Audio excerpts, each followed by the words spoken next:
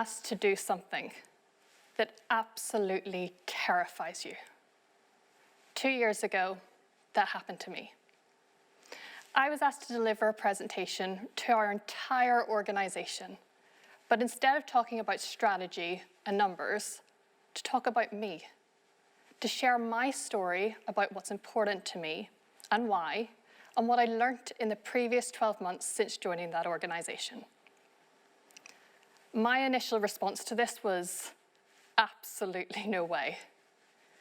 Partly because I didn't know what I would say, but partly because I didn't know if anyone would care. But I also hate saying no to people, so as terrified as I was, I said, okay, I'd give it a go. Fast forward 3 weeks to the day of the meeting. I've practiced, I've rehearsed, I know exactly what I'm going to say.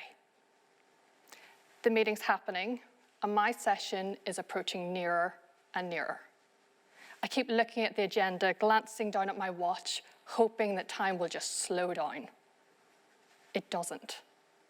And before I know it, the person before me finishes their presentation. My title slide goes up on screen, and it's then that I know I have to do it. I walk towards the stage to the exact position that I was told to stand during rehearsals. The lights are beaming down on me, and I look out into the audience of all of my colleagues just staring back at me. And I always get a little bit nervous before presentations, but this one was different. This one was bigger. It was more significant. And right before I was about to start, this is what happened. I panicked. I just froze. And what I should have said in my mind, I actually said out loud, straight down the microphone. I can't do this. And as I stood there frozen, all I could feel were my eyes welling up with tears, having to fight them back, planting my feet so firmly on the ground to stop me from running off stage. But most of all, what I felt in those moments as I stood there frozen was completely vulnerable. Now, I wouldn't recommend starting a presentation in that way, but for those 5, 10, maybe 20 seconds that I stood there frozen, I realized that actually I could do it.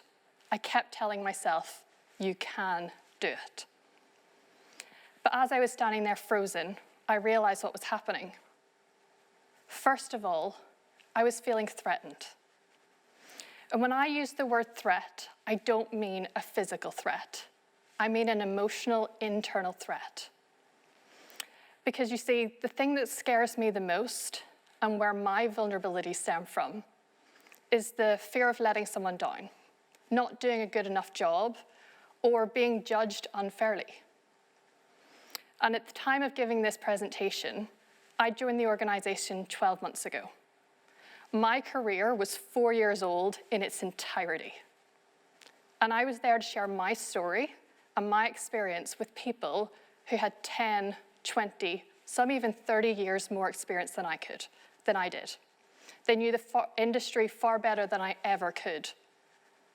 So as I was standing there, all that was going through my mind was, how could I possibly be taken seriously? But I also knew I couldn't just stand there frozen. So I started to look up into the audience of all of the people in the room. And what I expected to see were people half engaged, waiting for the break to come. But instead, and to my surprise, what I saw were people smiling back at me, nodding heads of encouragement. And it was then that I knew it was okay. And it was because of that that I had the confidence to be vulnerable in that moment, to share what I was thinking and what I was feeling, and to be honest about it.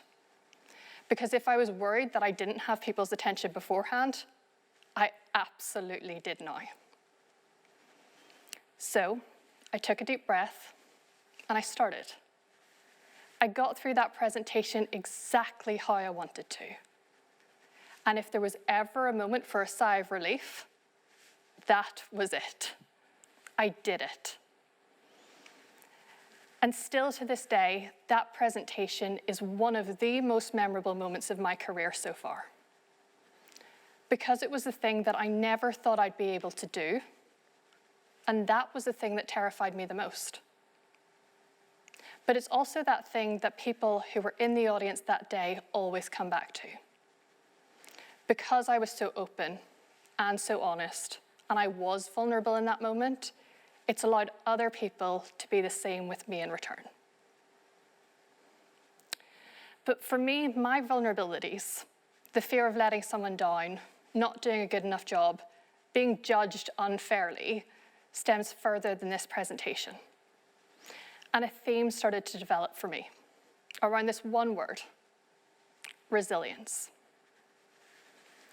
I started to get feedback from people that I worked with across the organization, and I would start hearing these pieces of feedback come my way. You need to be more resilient. You need to build your resilience. For you to be successful, you have to be more resilient. And quite honestly, I had no idea how to just do this. How do you simply become more resilient? And resilience is this thing that we see online all of the time in all of our leadership courses. And I've watched things and I've read books, but I kept coming back to the fact that all I knew was that I'm not resilient. So I spoke to someone that I've always trusted. I've always looked up to, and I've always thought as being incredibly resilient. And that person's my sister.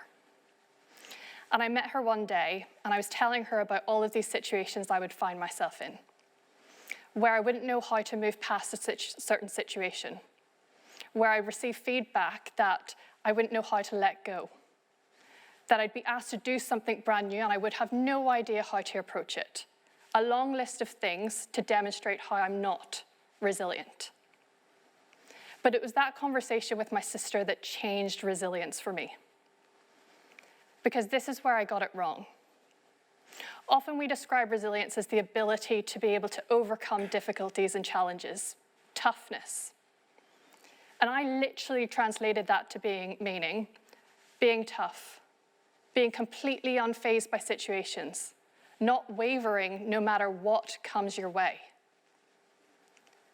But I also know me.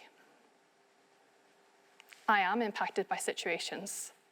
And if there was one word that I wouldn't use to describe myself, that would be tough. But I also realized that I could bridge that gap. Maybe resilience wasn't just about being tough. Maybe I could find a way to use resilience as my strength, not as my enemy. I just needed to figure out how. So I built 3 tools to build my own personal resilience. But before doing that, I needed to understand what a dip in my resilience looked like, how it made me feel, and be aware of it before it got the better of me. Now, we've all found ourselves in those situations where you've had an email come down from a colleague. And with only seeing the subject line and the sender on the email, you've gotten that little bit more annoyed. You haven't even pressed and opened it. And I started to recognize this happening with one colleague in particular. And every time I'd receive an email or I'd find myself in a meeting with this person, I always used to feel this anxiety, this worry, this panic. But what I started to recognize is actually the first thing that I needed to do, my first tool, is to anticipate my own threats. Because you see, if I didn't feel threatened by this person that I was going to let them down or I wasn't going to do a good enough job, I would have responded completely differently. And what I started to recognize was that when I pretended that it was someone else sending me that email, 95% of the time, arguably 99%, I would have actually responded completely differently. But the second thing that I needed to do was seek out my supporters and really stick with them. Understand who it is that's truly supporting me. The the people that are there through the good and the bad. And I started to realize that when I would receive feedback, no matter how overwhelmingly positive it might be, if there were one or two things that I could have done better, that's where all of my attention went to. Those one or two people that might say something negative, they used to capture my entire attention. And I needed to start to maintain my perspective on the good and the bad and stick with those supporters. And lastly, I had to be confident to be myself and to be vulnerable. I was always going to find myself in new situations where I wouldn't know how to handle it. Equally, I had this inability to ask for help previously.